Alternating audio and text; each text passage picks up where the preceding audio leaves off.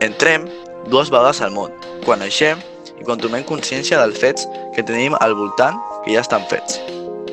El món és molt vell, però ens pareix tot nou, ja que, des de la nostra perspectiva, és un món totalment nou i desconegut.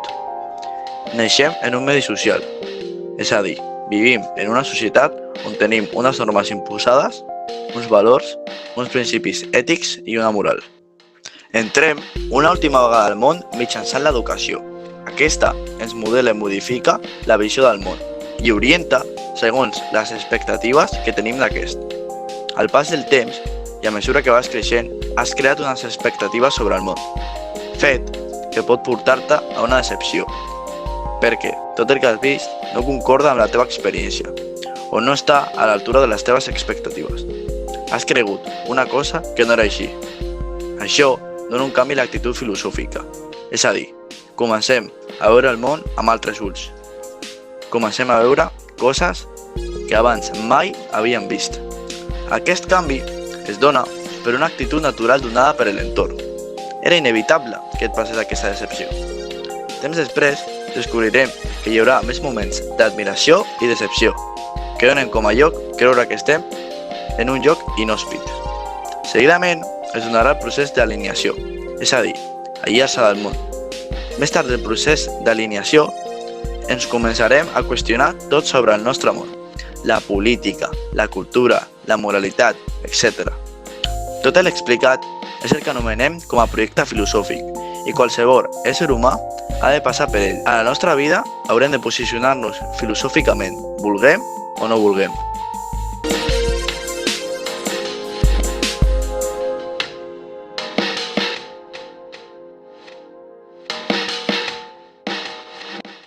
En la meva experiència, recordo 2 vegades que vaig tindre una posició filosòfica en la vida. La primera va ser quan començava l'ESO. Jo tenia una visió del món, pensava que tot era divertit i fàcil, fins que vaig arribar a primer de l'ESO. En aquesta estança vaig veure com no tot era regalat i divertit, sinó que la vida de vegades era difícil i que si vols aconseguir cap cosa en aquesta, necessites esforç i ganes per fer les coses. Tot això va donar un canvi decepcionant a les meves expectatives i, per conseqüència, un canvi en la meva actitud filosòfica. Res era fàcil com a primària. Ara, tenia que treballar i esforçar-me per aconseguir els meus objectius. Com tot, hi ha moments d'admiració i de decepció. En el meu cas, va ser tercer de l'ESO quan vaig descobrir que tenia un món per davant per descobrir. Des de sempre, he sigut una persona molt curiosa, però no va ser fins a aquest curs quan les portes del coneixement es van obrir davant meu. Una tarda normal, com sempre, vaig entrar a YouTube. En entrar-hi, vaig veure un vídeo d'un canal d'astronomia amb un títol molt cridaner, que em va interessar molt. Va ser en aquell precís moment quan, davant de mi, vaig descobrir que es podia aprendre per tu mateix. Amb una actitud d'indagació, tot era possible. En aquell moment, vaig sentir una admiració molt gran pel món i vaig decidir que cada dia m'aniria a dormir sabent una cosa nova. Després d'això, vaig seguir informant-me fins ara, que puc dir que és una de les millors decisions de la meva vida. I aquesta és la història dels meus 2 canvis d'actitud filosòfics més importants a la meva vida.